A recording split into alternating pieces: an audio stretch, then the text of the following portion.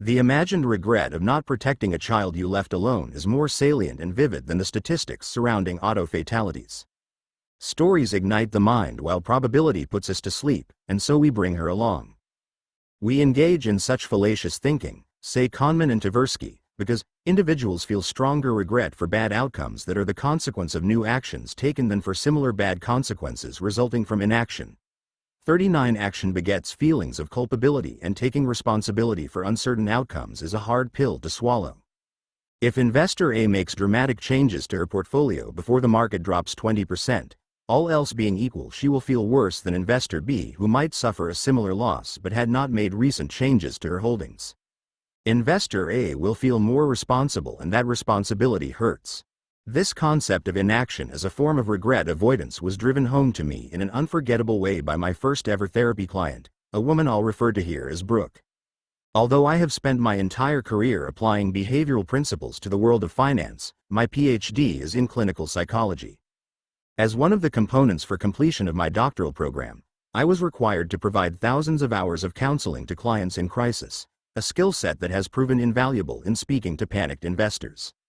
My first client, Brooke, entered my office holding 6 envelopes that she immediately placed on the desk before me, saying, "I have a problem."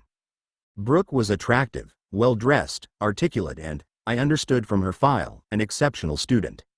I frankly couldn't imagine what could be troubling someone so poised. As the session went on, Brooke began to expound upon her problem, and I did my best not to look like the scared rookie that I was. Brooke was an aspiring scientist and had applied to a number of prestigious PhD programs, all of which had responded to her via post. These were the 6 letters presented to me at the outset. She had dreamed of being a scientist since she was a young child, had spent her time at high school in solemn preparation for acceptance to a good college, and had been a diligent student throughout her university years. Everything she had ever done had been preparing for this moment. The letters had arrived and she had done nothing. Having poured so much time and intention into preparing for this moment, she was now paralyzed by the prospect of actually discovering whether or not she had been accepted. With the deadlines for enrollment looming, she had to face her fears, open the envelopes and take action, but she was paralyzed. She could not bear the thought of being rejected at something she had worked so hard to bring about. Throughout the session, I was a mess. Brooke's presenting concerns had not been covered in any of my textbooks, and I was nonplussed that someone so seemingly together could act so erratically. I distinctly remember fumbling over words, actually dropping my files at one point, and just generally being useless. I had been taught not to give direct advice, but rather to ask the sort of pointed questions that would help the client arrive at her own solutions. Easier said than done in the moment. Frustrated with my own inability to lead her in a good direction, I finally blurted out, "It seems to me that by being afraid to take a risk, you're bringing about the inevitability of the very thing you're afraid of." It wasn't pretty, but it worked. Brooke and I both realized that day that our best efforts at managing uncertainty can sometimes bring about certain disappointment, a reality as true in investing as it is in life. Brooke irrationally feared that by taking action she would feel regret. Ironically, through her inaction, she nearly brought about the inevitability of the very thing she feared. Like Brooke, many investors take the ostrich route to investing, burying their head in the sand and hoping that nothing bad will happen. While the impulse toward complacency is understandable, the sting of the poor financial results it produces is in no way lessened. Synthesizing happiness. Another means by which we act too conservatively is rooted in our tendency to value what we have or what we have done over that which we don't have or haven't done. Consider the free choice paradigm experiment from before, where participants were asked to select a painting for which they had no particular preference, but simultaneously generated a preference for the painting simply by virtue of their ownership of it. Daniel Gilbert refers to this process as synthesizing happiness, and it has a great deal of positive real-world application. Having an irrational preference for an unrealistically high opinion of, say, your spouse, has positive implications for a stable society. But if we can give true love a pass for being blind, we should not be so accommodating with our investment decisions. Good marriages are built on forgiveness and tolerance for imperfection. Good investing is based on clear-eyed decision-making and buying and selling wholly on merit. This tendency to love the one you're with is known as the endowment effect. Its existence has been established in hundreds of experiments but has never been as described as beautifully as in Ayn Rand's novel, The Fountainhead. Within, Winan describes the effect in easily relatable terms: I am the most offensively possessive man on earth. I do something to things. Let me pick up an ashtray from a dime store counter, pay for it and put it in my pocket. And it becomes a special kind of ashtray, unlike any on earth, because it's mine. Like so many of the concepts discussed in this book, the endowment effect exhibits deep evolutionary salience. It has now been observed in 3 different primate species and has been shown to be more intense when life-sustaining needs, e.g., food, are involved versus simple wants, e.g., toys. The most famous study on the endowment effect was conducted at Cornell University and involved chocolate bars and coffee mugs. The 2 items, each with identical market values, were given to students who had previously reported liking them in roughly equivalent terms. About half of the students preferred the coffee mug and about half wanted the chocolate bar. The 2 items were then handed out at random and students were subsequently allowed to trade for the item they had professed to initially prefer. Given that the items were doled out randomly, you would assume that about half of the students involved would have received their non-preferred item and would swap accordingly. The observed effect was that only 10% of the participants in the study made the trade. They may have initially preferred one item over the other, but as soon as it became theirs, it became valuable to them. The implications for investing are clear. We tend to overvalue what we own and undervalue unowned alternatives. Even professional traders exhibit a tendency not to sell investments they already hold, even though in many cases they admit that they would not buy the holding in question today if asked to start afresh. Our tendency to overvalue physical objects under our care makes sense when considered in a certain light, but it also extends to the ways that we evaluate decisions on which we have spent time and money. In a cruel twist, the more time and attention we give a decision, the more warped our sense of what is right may become.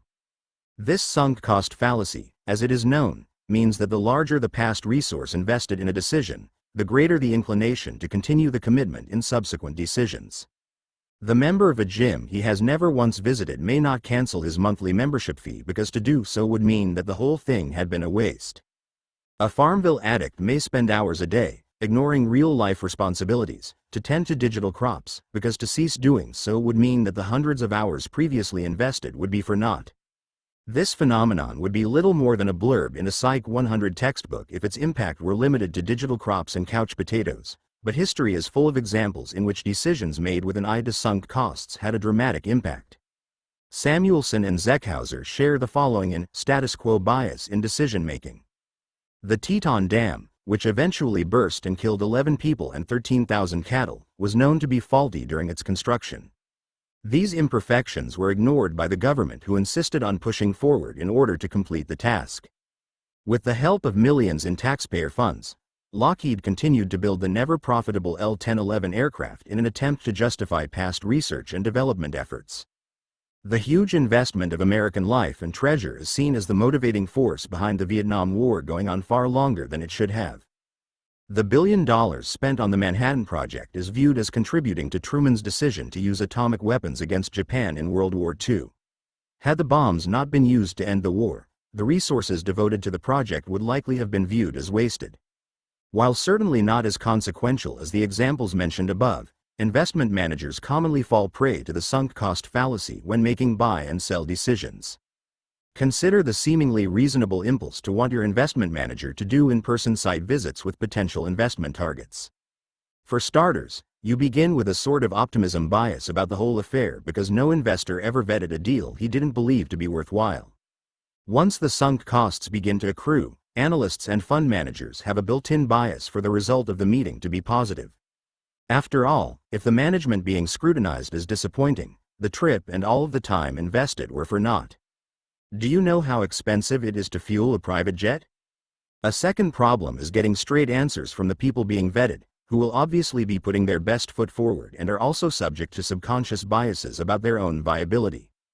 In examining the Duke CFO Optimism survey data, Graham and Harvey found that almost 90% of tech CFOs thought their stock was undervalued near the peak of the tech bubble. Everyone thinks their baby, and their business, is more beautiful than all of the others, no matter how statistically impossible that is. As a result of this overconfidence, you can be sure that management is misleading you even if they are not aware that they are. Finally, we have a worse than chance ability to tell if someone is being honest with us.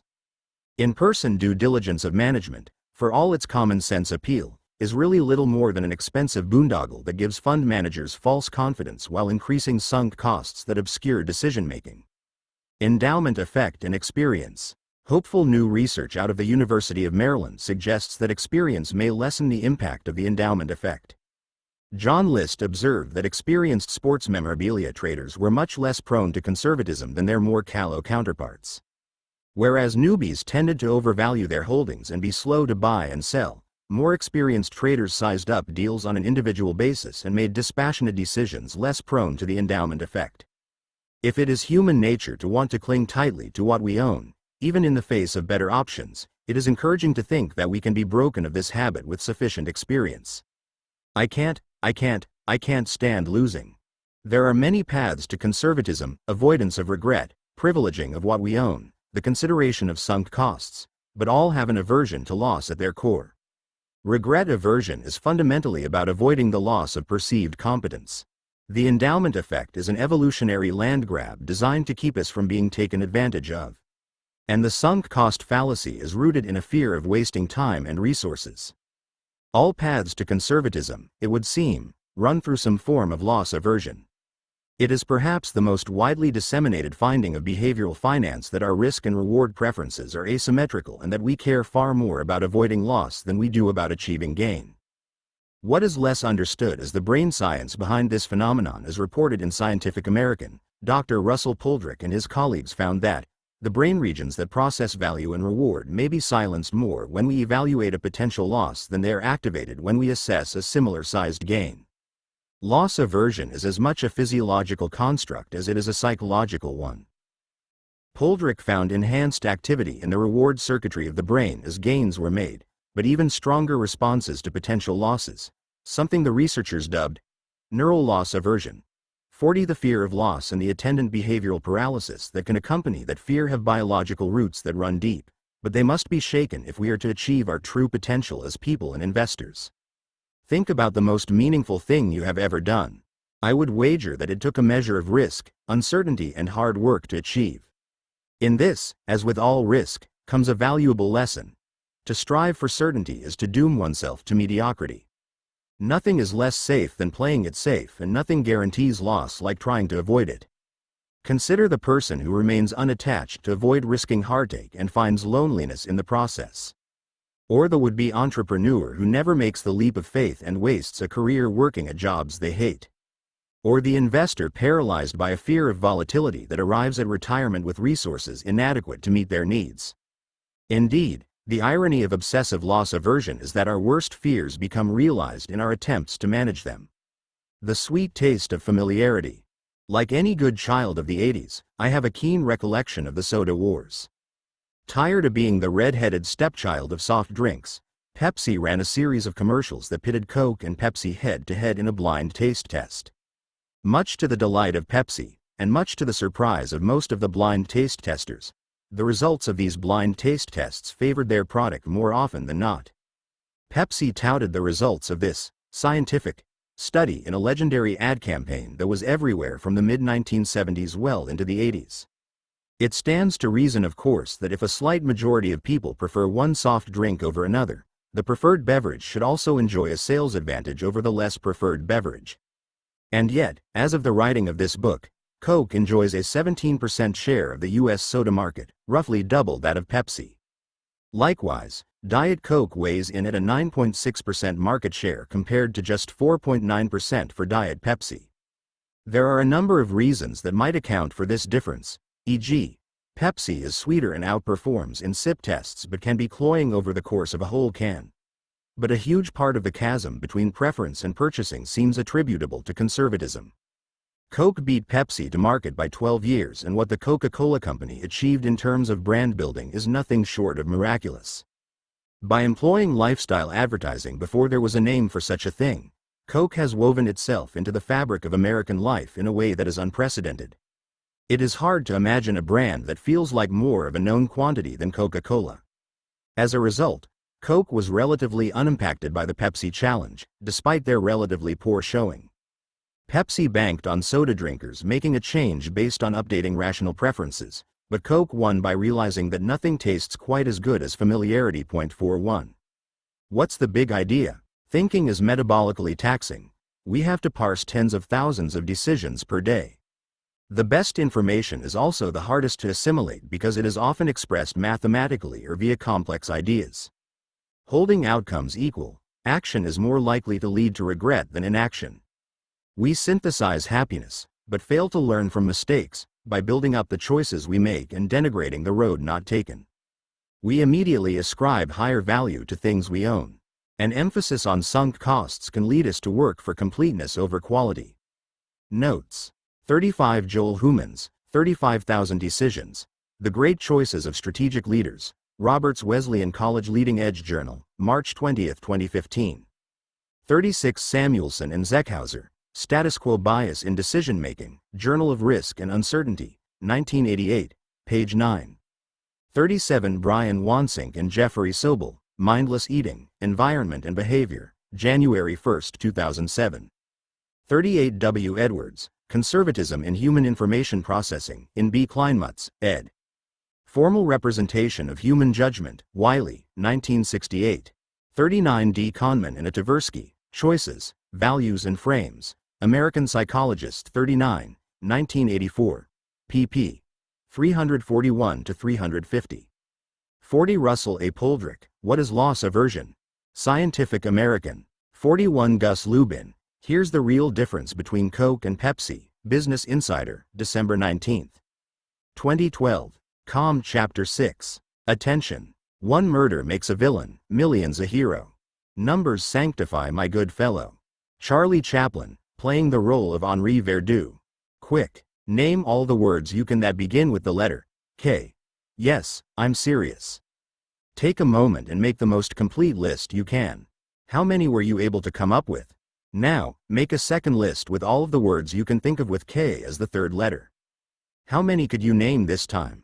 No doubt you found it easier to generate a list of words that begin with K, but did you know that there are 3 times as many words in which K is the third letter as there are words that start with K? If that's the case, why is it so much easier to create a list of words that start with K? It turns out that our mind's retrieval process is far from perfect and that a number of cognitive quirks play into our ability to recall information. Psychologists call this fallibility in your memory retrieval mechanism the availability heuristic, which simply means that we predict the likelihood of an event based on how easily we can call it to mind rather than how probable it is. Kahneman and Tversky first observed this effect in their 1973 paper where they noted that an information signal is salient, i.e., memorable, if it has characteristics that differ from the background or a past state. Thus, we have a good memory for both the exceedingly commonplace, by virtue of repetition, and the exceptionally strange.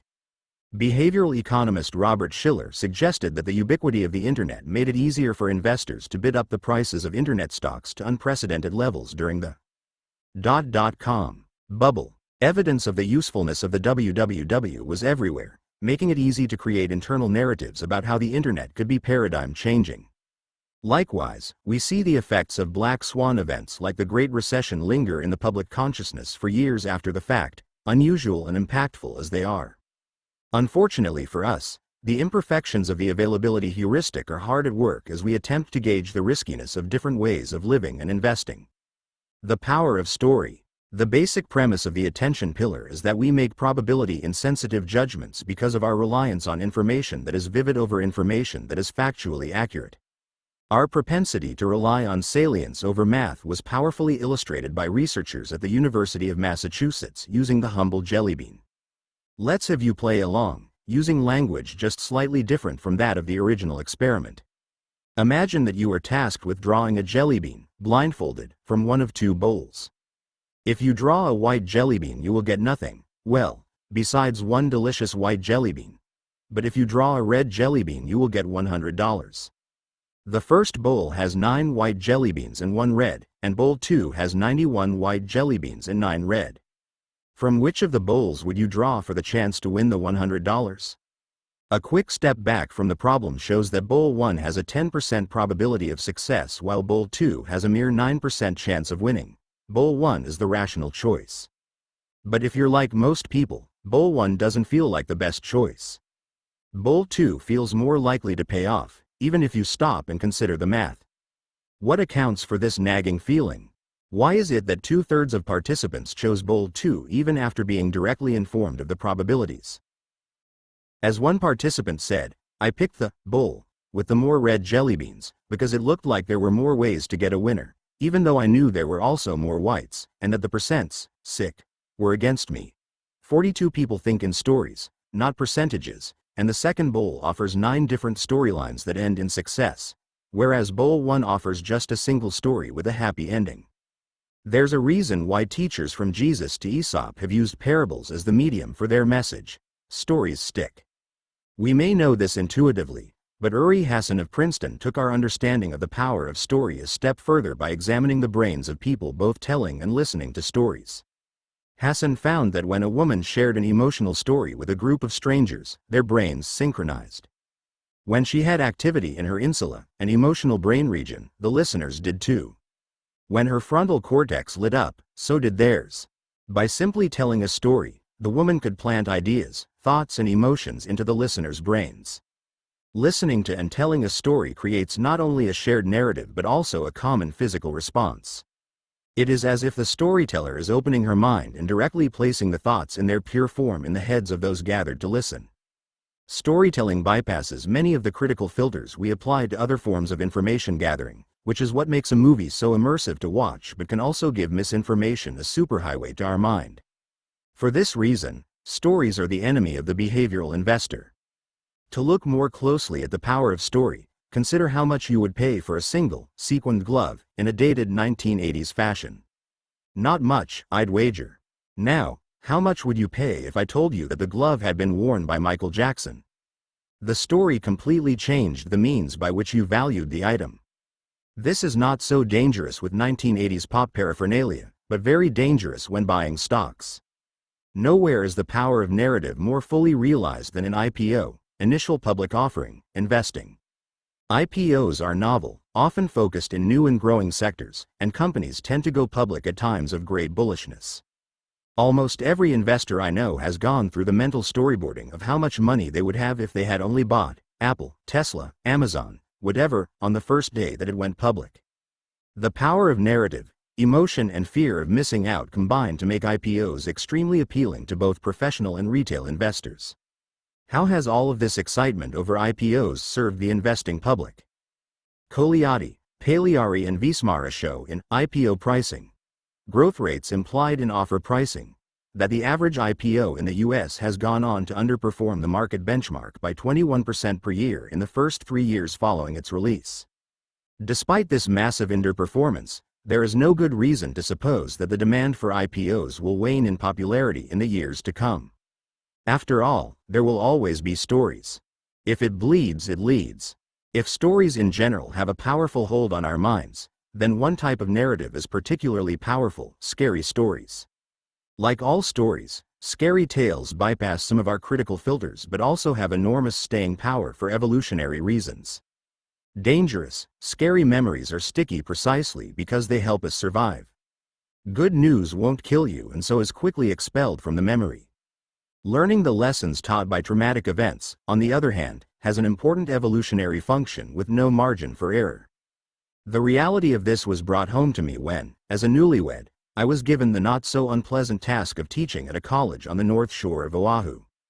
Although our lodging was humble, my wife and I were thrilled to be together in paradise and eager to immerse ourselves in all the local culture and natural beauty it had to offer.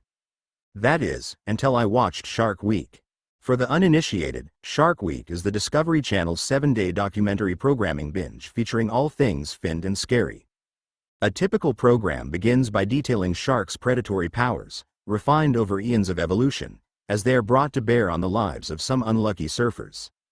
As the show nears its end, the narrator typically makes the requisite plea for appreciating these noble beasts. A message that has inevitably been overridden by the previous 60 minutes of fearmongering. For 1 week straight, I sat transfixed by the accounts of one-legged surfers undeterred by their ill fortune. Gotta get back on the board, dude. And waders who had narrowly escaped with their lives. Heretofore an excellent swimmer and ocean lover, I resolved at the end of that week that I would not set foot in Hawaiian waters. And indeed I did not. So traumatized was I by the availability of bad news that I found myself unable to muster the courage to snorkel, dive or do any of the other activities I had so looked forward to just a week before. In reality, the chance of a shark attacking me was virtually non-existent. The odds of me getting away with murder, about 1 in 2, being made a saint, about 1 in 20 million, and having my pajamas catch fire, about 1 in 30 million, were all exponentially greater than me being bitten by a shark, about 1 in 300 million. My perception of risk was warped wildly by my choice to watch programs that played on human fear for ratings, and my actions played out accordingly. My story is silly and low stakes, but our tendency to cling disproportionately to scary information has damaging implications for our health and our wealth. No event has impacted the modern American psyche like the terror attacks of September 11, 2001. The 9/11 attacks cost the lives of thousands of innocent civilians and also set in motion procedural, political and military decisions that have had an ongoing impact on how we do everything from vote to board an airplane. As you might expect, Americans began to fly less in the wake of the 9/11 attacks. After all, the narrative of the ultimate scary plane story was still very fresh in the shared national psyche. Just as surely as the 24-hour news machine played and replayed the video of the planes hitting the towers, a parallel mental loop was playing in the heads of many U.S. citizens. Sure, nothing like this had ever happened before, making it a low-probability event. But that is small comfort for a nation in the grip of a visceral pain that makes the danger seem very real. As a result, more and more Americans began to drive with disastrous consequences. German risk specialist Gerd Gigerenzer estimates that 1,595 more lives were lost to the tendency to drive rather than fly in the year following 9/11, a number equal to half the lives lost in the Twin Towers. The larger point here is that risk management cannot be decoupled from considerations of scope and probability. It is only once we are able to view risk with clear eyes that we are effectively able to manage it. Of stories and stocks, the flip side to the "if I just bought Apple when it IPO'd" narrative is that buying individual stocks is, in isolation, a truly risky endeavor. According to J.P. Morgan, 40% of stocks have suffered catastrophic losses since 1980, meaning that they fell by 70% or more. But what happens when we pool those risky individual names into a diversified portfolio? Jeremy Siegel found in stocks for the long run that in every rolling 30-year period from the late 1800s to 1992, stocks outperformed both bonds and cash. In rolling 10-year periods, stocks beat cash over 80% of the time, and there was never a rolling 20-year period in which stocks lost money. Bonds and cash, considered safe by most measures of risk, actually failed to keep up with inflation most of that time. As Siegel says of this twisted logic, you have never lost money in stocks over any 20-year period, but you have wiped out half your portfolio in bonds after inflation. So which is the riskier asset? Over the past 30-year rolling periods, stocks have returned 7.4% after inflation on average, whereas bonds have barely kept up, clocking a real return of just 1.4%. I'm not sure what you'd call an asset class that outperforms by an average of 500% a year and does so with great consistency, but I wouldn't call it risky. Another danger is to become mired in the day-to-day gyrations of the market instead of focused on the long term.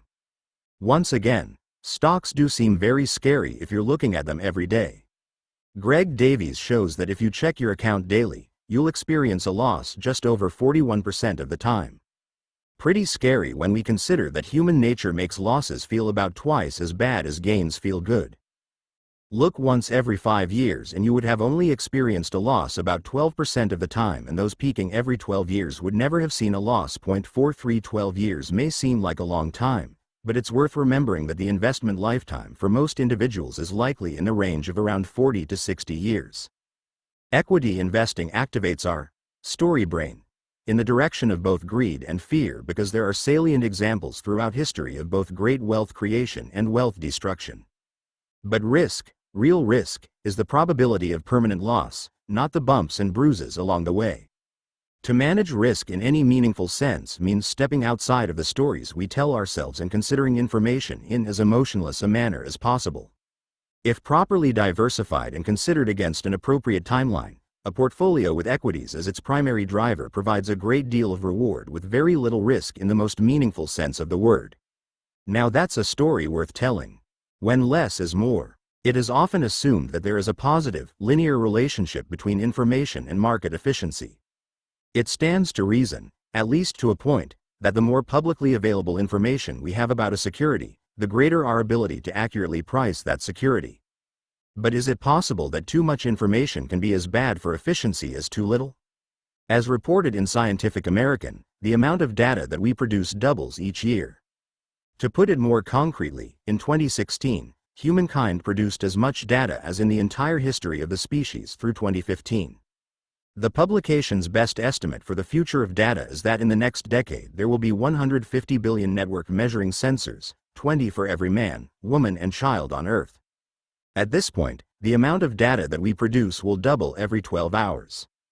We are a culture in love with data and tend to take a more is better approach when it comes to measuring and reporting on every part of our world. But the glut of information flooding our lives has real consequences, many of them negative. Consider the following studies. Lenton and Francesconi analyzed 3,700 human dating decisions across 84 speed dating events. The authors found that the more the daters varied along various dimensions, height, job, education, the fewer proposals got made. The daters were overwhelmed by the variety and so did nothing. Damoka studied the brains of volunteers engaged in complicated, combinatorial auctions. As early information began to roll in, so did brain activity in the dorsolateral prefrontal cortex, a part of the brain implicated in decision-making and impulse control. But as the researchers gave the participants more and more information, the brain activity suddenly fell off, as if snapping a circuit breaker. With too much information, says Damoka, people's decisions make less and less sense. Ever had a hankering for sweets only to arrive in the candy aisle and become totally overwhelmed by your options? Research shows that lots of choices lead to both paralysis and dissatisfaction with your eventual choice. Several experiments suggest that when those presented with an extensive array of options make fewer purchases and are less happy with the purchases they make than those operating from a more limited decisional universe. Another consequence of financial information overload is that it leads to drawing spurious correlations between variables. As Nate Silver reports, the government produces data on 45,000 economic variables each year. 44 pair this reality with the fact that there are relatively few dramatic economic events, e.g., there have been 11 recessions since the end of World War II, and you get what Silver refers to as putting data into a blender and calling the result haute cuisine. And then consider the strange case of the correlation between moves in the S&P 500 and Bangladeshi butter production. Yes, you read that right, Bangladeshi butter production. This relationship, which accounts for 95% of covariance, is of course spurious even though the fit is nearly perfect. The relationship was discovered and set forth by researchers anxious to prove the old axiom that correlation does not equal causation and to show that by analyzing a glut of information you are bound to find relationships, even if no causal relationship exists. In a world of big data, we all too often fail to see the forest of, is this a good business?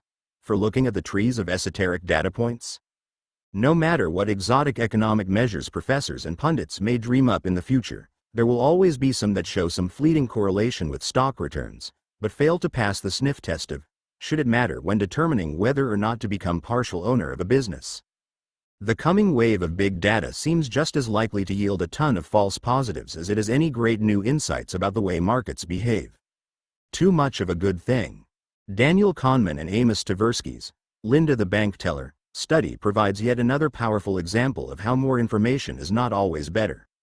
The two researchers set out to prove something that they had observed empirically, that emotional signals can overwhelm probability. We now refer to this as base rate fallacy. The two men posed the question. Linda is 31 years old, single, outspoken and very bright. She majored in philosophy. As a student, she was deeply concerned with issues of discrimination and social justice, and also participated in anti-nuclear demonstrations. Which is more probable? Linda is a bank teller. Linda is a bank teller and is active in the feminist movement. If you consider the question rationally and probabilistically, you understand that the number of feminist bank tellers is a subset of the larger population of bank tellers. But most people answered that 2 is more likely, falling victim to a host of noise among the true signal of probability. Our minds are populated with preconceptions about the type of people that are involved in the feminist movement, and Linda checks many of those boxes. Just as more information about Linda made us less capable of judging what really mattered, so much of what passes as investment advice is marketing or clickbait with a thin educational veneer. A part of any sensible approach to security selection is determining what matters most and a focus on those variables to the exclusion of the cacophony all around. If everything matters, nothing does. Andrew Haldane, Executive Director of Monetary Analysis and Statistics at the Bank of England, makes a compelling academic argument for simplicity in his speech, The Dog and the Frisbee. Haldane begins his comments by relating the example of catching a frisbee, a process that requires the catcher to weigh a complex array of physical and atmospheric factors, among them wind speed and frisbee rotation. His question: how is such a complicated process attainable by most humans and even more admirably performed by dogs? The answer lies in the use of a simple rule of thumb: run at a speed that keeps the moving disc roughly at eye level. Haldane argues that the more complex a problem, the more simple the solution must be to avoid what statisticians call overfitting. Haldane gives a number of examples of overfitting, beginning with complicated sports betting algorithms that examine historical measures of performance. He finds that such complex approaches are beaten by a recognition heuristic, simply picking the name of the player or the team that you have heard of. He goes on to relate that experimental evidence has found the same to be true across a range of other activities. Among physicians diagnosing heart attacks, simple decision trees beat a complex model. Among detectives locating serial criminals, simple locational rules trump complex psychological profiling, and among shopkeepers understanding repeat purchase data out-predicts complex models. Complex problems yield noisy results that can only be understood using big-picture, simplifying frameworks. Haldane contrasts rules for governing known risks versus operating in a situation fraught with uncertainty, like investing in the stock market. He says, under risk, policy should respond to every raindrop, it is fine-tuned. Under uncertainty, that logic is reversed. Complex environments often instead call for simple decision rules. That is because these rules are more robust to ignorance. Under uncertainty, policy may only respond to every thunderstorm, it is course-tuned. It is precisely because the variables impacting the market are so varied and complex that it requires a simple set of rules for mastery. Just as a human trying to calculate velocity, rotation, wind speed and trajectory would drop the frisbee, an investor mired in every piece of market minutiae is doomed to both a prodigious headache and poor performance. The upside of noise. In science and engineering, the signal-to-noise ratio, or SNR, is a metric that compares the level, typically in decibels, of a desired measure against that of extemporaneous background noise. The parallels to investing are obvious. Signal is information that is additive, whereas noise can be thought of as a red herring that distracts from the task of divining fair value. For all of the flack that noise and noise traders get, financial markets could not exist without them. Consider a market with no noise whatsoever, an efficient market with only signal interpreted unambiguously by perfectly rational market participants. In such a market, next to nothing would ever happen. After all, if people only paid fair prices for widely understood assets, why would you ever buy or sell? As Fisher Black notes, noise makes financial markets possible, but it also makes them imperfect. No noise, no action. The more noise there is, the more liquidity the market enjoys because assets change hands frequently. The obvious catch-22, however, is that you now have a noisy market in which the assets that are now liquid are imperfectly priced. More confusing still is that noise can become signal if it is widely intuited to be so. In markets as elsewhere, perception in a very real sense becomes reality. It's also worth mentioning that just because noise traders are necessary for the market to function, it doesn't mean that you should sign up for the job of keeping markets inefficient. Being a noise trader is like being a boat owner, it's best left to the other guy. In order to profit from the noisy markets in which we find ourselves, we must have an understanding of why people trade on noise in the first place. Fisher Black provides two ideas. 1. It gives them a sense of belonging, and 2. They don't realize that it's noise. Behavioral investors, as the sworn enemies of noise traders, must do just the opposite. 1. Revel in principled contrarianism, and 2. Cultivate an understanding of the empirical and psychological markers of signal. Become an informed consumer of investment media. Evaluate the source. Does this individual have the appropriate credentials to speak to this matter, or were they chosen for superfluous reasons such as appearance, charisma, or bombast? Question the melodrama. While volatility can be the enemy of good investing, chaos and uncertainty are a boon to media outlets hungry for clicks and views. Examine the tone. Does the report use loaded language or make ad hominem attacks? These are more indicative of an agenda than an actual story. Consider motive. News outlets are not charitable organizations and are just as profit-driven as any other business. How might the tenor of this report benefit their needs over yours as a decision-maker? Check the facts. Are the things being presented consistent with best academic practices and the opinions of other experts in the field? Are facts or opinions being expressed, and in what research are they grounded? Don't be a nerd. Following a particularly volatile few weeks in the market, I was called on by a major financial news network to share my opinion on what was happening and what it meant for investors. While I'm always grateful for a good PR opportunity, my previous appearances on TV had been a bit hard to acclimate to. Appearing on cable news means that you are speaking into a camera in some far-flung location without any idea of what's going on with the person interviewing you. Worse still is that your earpiece not only picks up the words of the show host, but also includes a line for the producer, who is often barking orders, counting down time, and otherwise calling the shots.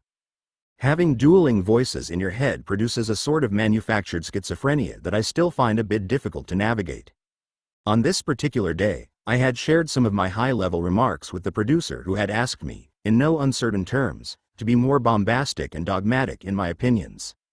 I demurred in mumbled tones, hoping that I would not be asked to compromise my integrity on the altar of media sensationalism. The producer began to count down. We're on in 5, 4. I did my preemptory cough and throat clearing. 3, 2. I offered my best TV smile. 1, we're live. Don't be a nerd, we're selling news here. I was shocked in a way that I'm sure registered on my face as it was picked up on camera. I engage with the media under no pretense that they are always acting in the best interests of the investor, but even with my jaded worldview, it was shocking to hear such a cynical admission of, we're selling news here. Financial news is designed for clicks and eyeballs, not dollars and cents. Any ideas I had to the contrary were put to rest that day. When news is designed to arouse and not to inform, we get results like the latest Franklin Templeton Global Investor Sentiment Survey. Survey participants were asked how the S&P 500 had performed in 2009, 2010 and 2011, years in which the benchmark saw double-digit gains in the first 2 years in question and a small uptick in 2011. Despite the exceptional performance of the market over the period in question, large numbers of investors responded that it had been down sharply. We have evolved to hang on to information that is scary and unusual, especially when presented in narrative form, as the media does so well. We live in a time when information is more available than ever, but the availability of information says nothing of its usefulness. As news outlets become more and more partisan and specialized, the value of information can become so diminished that it can actually become harmful. Those who ought to be selling signal have by and large become purveyors of noise. What's more, the coming glut of information means that we will be compelled to rely more and more heavily on heuristics. After all, what are heuristics but evolutionary shortcuts designed to help us make decisions in the face of an overwhelming volume of information? But signal masquerading as noise benefits the behavioral investor who is awake to the accompanying perils. Rudyard Kipling begins his coming-of-age classic, with the following stanza. If you can keep your head when all about you are losing theirs and blaming it on you. If you can trust yourself when all men doubt you, but make allowance for their doubting too. If you can wait and not be tired by waiting. Or being lied about, don't deal in lies. Or being hated, don't give way to hating. And yet don't look too good, nor talk too wise. Keeping your head in an information age designed to help you lose it is the never-ending task of the behavioral investor. Cultivating principled contrarianism, an understanding of behavior and a familiarity with enduring empirical principles of finance may not come naturally, but they are the keys to weeding out disinformation en route to mastery of self and wealth. What's the big idea? We tend to confuse ease of recall with probability. People think in stories, not percentages. We overestimate the likelihood of high-impact, low-probability scary events. Risk measures that fail to account for behavior are useless. Both too little and too much information makes markets inefficient. Complex dynamic systems paradoxically require simple solutions to avoid overfitting. Noise is what makes markets possible. It is also what makes them almost impossible to beat. Notes. 42 Zweig, Your Money and Your Brain, page 22. 43 Greg B. Davies, Behavioral Investment Management, An Efficient Alternative to Modern Portfolio Theory, McGraw-Hill, 2012, page 53. 44 Nate Silver, The Signal and the Noise. Why So Many Predictions Fail, But Some Don't, Penguin, 2015, page 185. Calm Chapter 7, Emotion. The world is a tragedy to those who feel, but a comedy to those who think. Horace Walpole, Emotion. Friend or foe? It must be stated from the outset that there is some disagreement within the behavioral finance community about whether emotion is a help or hindrance when making investment decisions.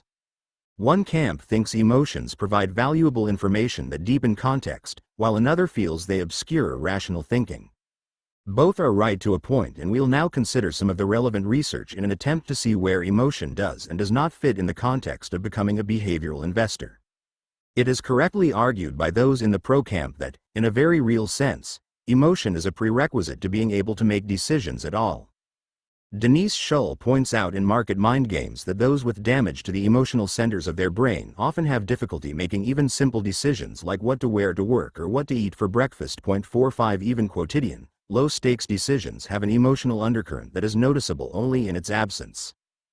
Further, Zayance, 1980, argues persuasively that automatic, emotional reactions have an orienting effect that provides directional support for subsequent information processing and judgment. 46 They might not tell the whole story, but they point us in a good direction, get us most of the way there, and then allow finer-grained reasoning to sort out the rest.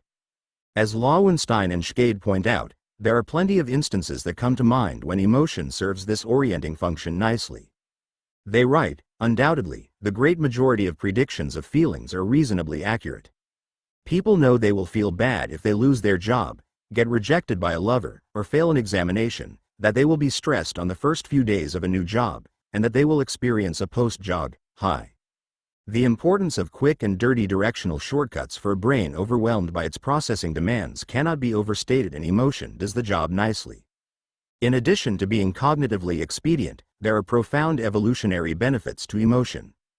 Paul Slovic and company go so far as to say that it is our emotional processing that enabled human beings to survive during their long period of evolution. Long before there was probability theory, risk assessment, and decision analysis, there were intuition, instinct, and gut feeling to tell people whether an animal was safe to approach or the water was safe to drink. 47 It is only after life became more complex, suggests Slovic et al., that we began to diminish the importance of emotion relative to more analytical means of making decisions. Andrew Lowe of MIT seconds this notion, saying, from an evolutionary perspective, emotion is a powerful adaptation that dramatically improves the efficiency with which animals learn from their environment and their past. 48 The evolutionary evidence seems clear. No emotion, no humans. But evidence of former evolutionary utility is not necessarily proof of modern-day necessity. Just ask your appendix.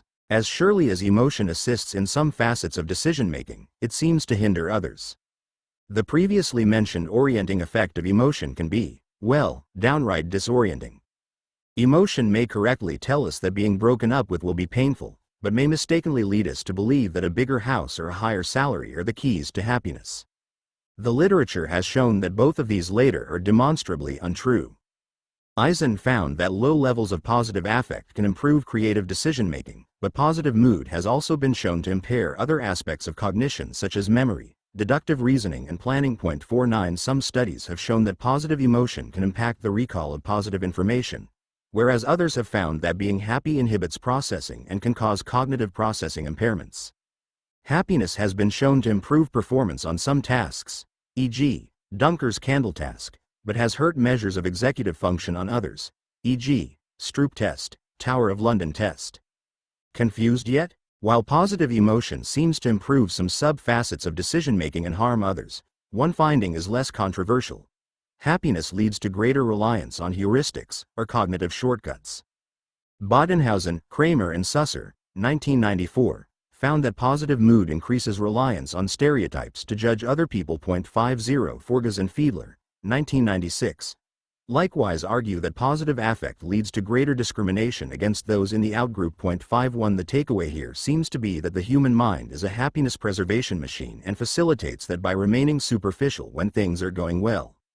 Nothing kills your buzz like having to think in nuance or, in the case of an investor, read an in-depth analysis of company financials. Considered from the highest level, emotion is a mixed bag, but when examined in terms particular to the context of investment decision-making, we are able to make more specific recommendations about the uses and misuses of emotion. Emotion leads to greater reliance on heuristics, which has a number of related sequelae.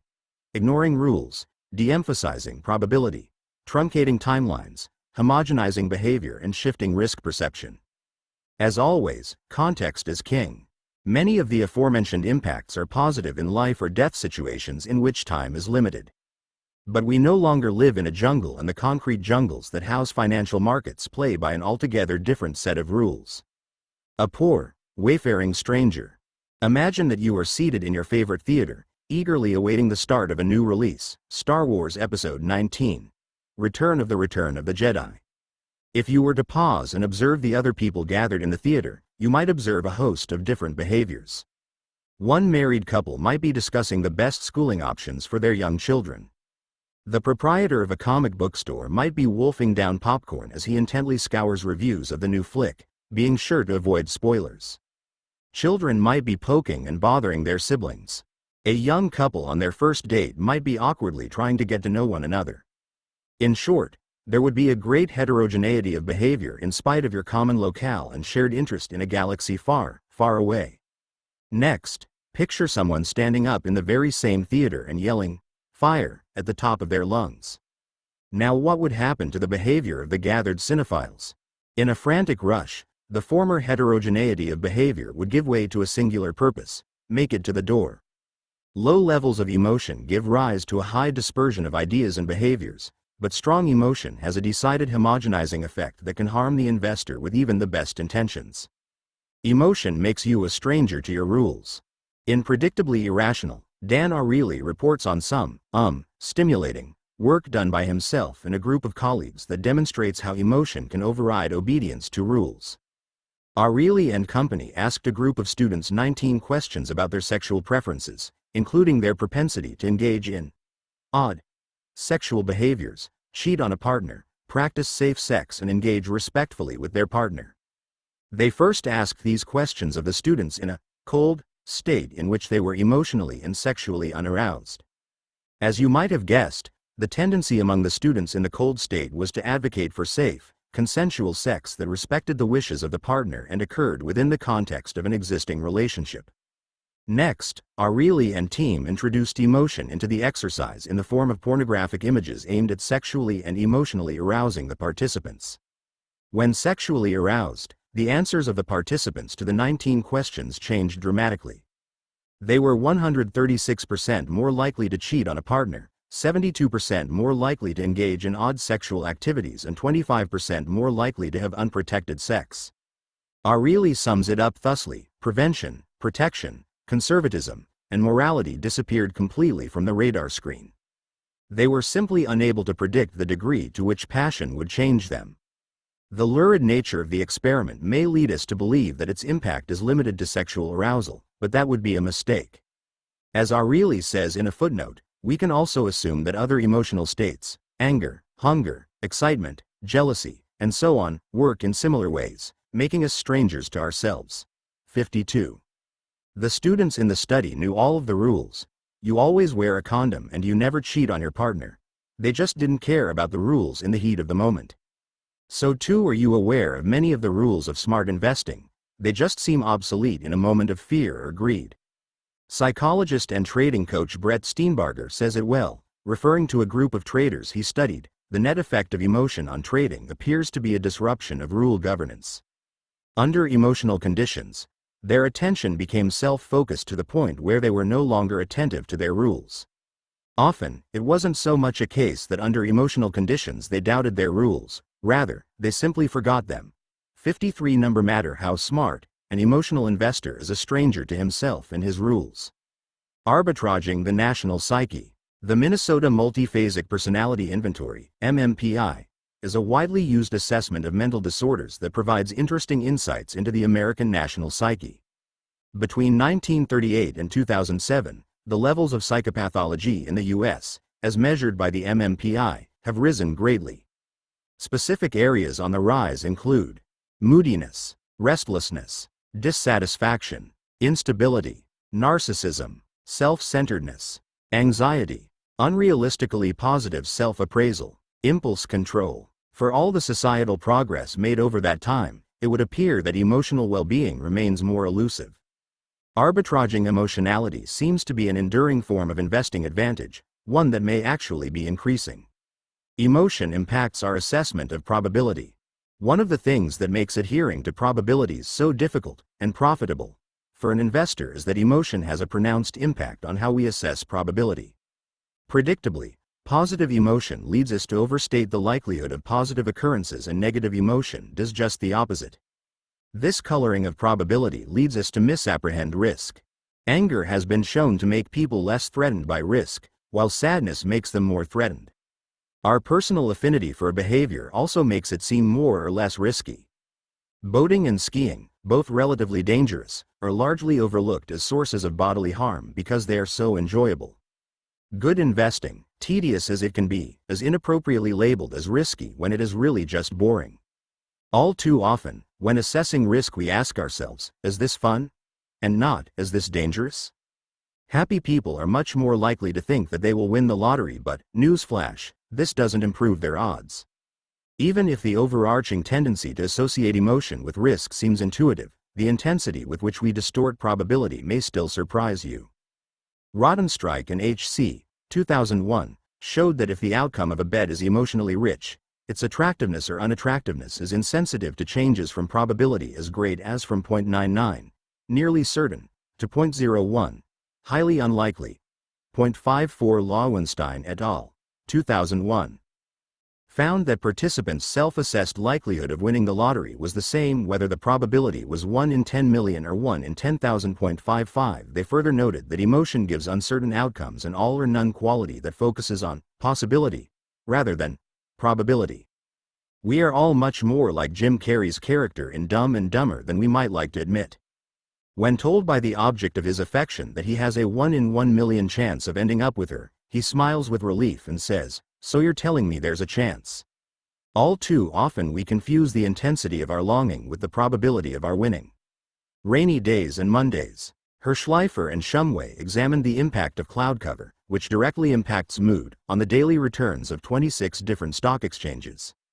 In 18 of the 26 markets, cloud cover was associated with low daily stock returns. In New York City, a hypothetical portfolio that invested only on days projected to be cloudless returned 24.8% versus 8.6% on cloudy days. Looks like it's time to call up your local meteorologist and start a hedge fund. Time travel. Time flies when you're having fun, is a cliché that masks a larger truth. Emotion dramatically impacts our perception of time. Specifically, intense emotion truncates our timelines and makes the here and now seem like all that is or will ever be. Investors, for whom time is the great wealth compounder, are profoundly hurt by this tendency of emotion to ground them in the short term. Lynch and Bonney's 1994 longitudinal study of smoking behavior is proof that strong emotion in the moment can lead to a lifetime of harmful decisions. High school students in their study were asked if they would still be smoking 5 years hence.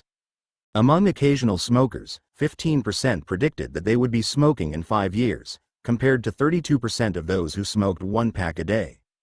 5 years later, 43% of the occasional smokers were still puffing away, while a full 70% of the heavy smokers had maintained their bad habit. 1,000 emotional cravings had been strung together until they created a lifetime of bad decisions. Correspondingly, investors who mire themselves in the day-to-day minutiae of the markets and experience all of the accompanying emotions are likely to make 1,000 tiny decisions that end in a penniless retirement. Functional sociopaths. If intense emotion has such a negative impact on investment outcomes, it is interesting to consider the results of minimizing or abolishing emotion altogether. Sokol-Hessner et al. 2012 found that lowering emotion by reducing stakes and taking broader perspectives led to decreases in physiological arousal and improved decisional outcomes. Research from the University of Miami suggests that individuals learn better from financial news when it is general in nature than when it pertains to specific holdings in their portfolio. Participants are able to remain dispassionate about the general financial news, but emotion warps the learning process when the news has a dollars and cents impact on their lives. Finally, the Scientific American cites evidence that bilingual folks make better decisions when thinking in a foreign language because it requires them to be less reflexive and emotional. The evidence is starting to mount that emotion, adaptive as it may be elsewhere, is an impediment to sound investing. To examine this more directly, Lowe, Repin and Steenbarger looked at the behavior of 80 volunteers in an online trading course and measured the impact of emotional reactivity on normalized profits and losses. They found that those who exhibited the most emotion, both positive and negative, exhibited significantly worse trading performance, implying a negative correlation between successful trading behavior and emotional reactivity. The researchers went on to say, "Our results are consistent with the current neuroscientific evidence that automatic emotional responses such as fear and greed often trump more controlled or higher-level responses. To the extent that emotional reactions short-circuit more complex decision-making faculties, it should come as no surprise that the result is poorer trading performance." 56. If inhibiting emotion is good, is it possible that doing away with it altogether is even better? This is the line of thought pursued in a Stanford University study titled, Investment Behavior and the Negative Side of Emotion. Within, the researchers pitted 15 individuals with brain damage to their emotional processing centers against 15 neurotypical peers in a gambling task. The study found that the brain-damaged participants handily outperformed their no-damage counterparts through a combination of being willing to take bigger bets and being able to bounce back quickly after setbacks. The neurotypical participants played more safely throughout but became particularly risk-averse after periods of poor performance, which in markets tend to coincide with attractive periods of investment. The brain-damaged participants, not feeling the need to lick their wounds or salve a damaged ego, maintained a consistent style throughout and emerged victorious. The moral of the story: get a lobotomy and get rich. Okay, maybe not, but the truth remains that emotion appears to be the enemy of great investing. In a joking but not really moment, neurologist Antoine Bechara ventured that investors ought to be like functional psychopaths to excel at making money. Effectively, they ought to drive out emotion at every turn. Too much of a good thing. Being the first in line at a traffic light is both an honor and a sacred privilege. With this power comes great responsibility, in particular remaining alert enough to be quick off the line and to allow as many people as possible to make the turn or the light.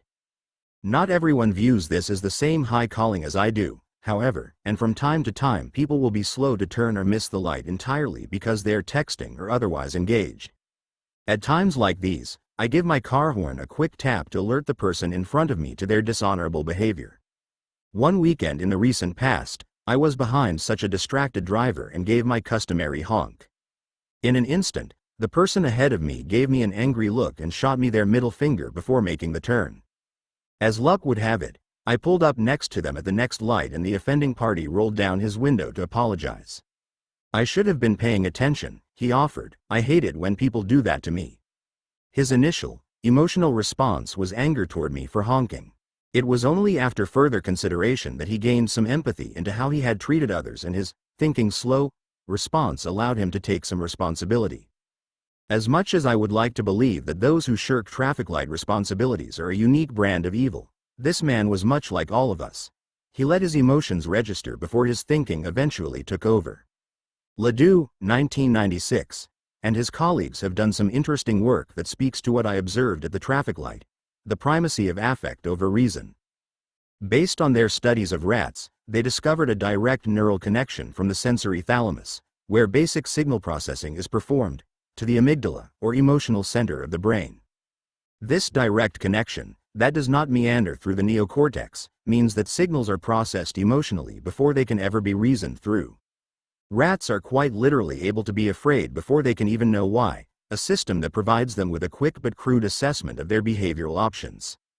This builds on previous work from Zayance, 1980, 1984, 1998, demonstrating that humans too can identify a gut-level like or dislike of an object before they can even say what it is.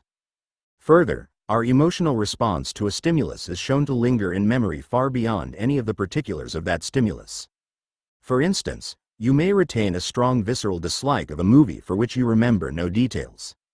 The extent to which rational and emotional approaches to decision-making interface is largely a discussion of intensity. When emotion is measured, it appears to play an advisory role that informs without overwhelming. This can be useful and may carry information that can benefit the decision-maker. But emotion is tuned for volume, not subtlety, and at greater levels of intensity, emotion almost precludes decision-making altogether. As George Loewenstein writes, no one decides to fall asleep at the wheel, but many people do. Research by Anthony Greenwald, 1992, has shown that anything the human brain has effectively tagged is primed for easy recall, whereas rational facts have no such retrieval mechanism. A study of 1,400 ad campaigns with emotional appeals was pitted versus those with strictly rational appeals. Twice as many of the campaigns with emotional appeals were recalled as were those with more rational appeals. The researchers attribute this effect to the fact that emotion is effortlessly processed and stickier in our brains. As Rita Carter, 1999, writes, where thought conflicts with emotion, the latter is designed by the neural circuitry in our brains to win. Trying to fight emotion with logic is bringing a knife to a gunfight. Reserve emotion for when it is useful.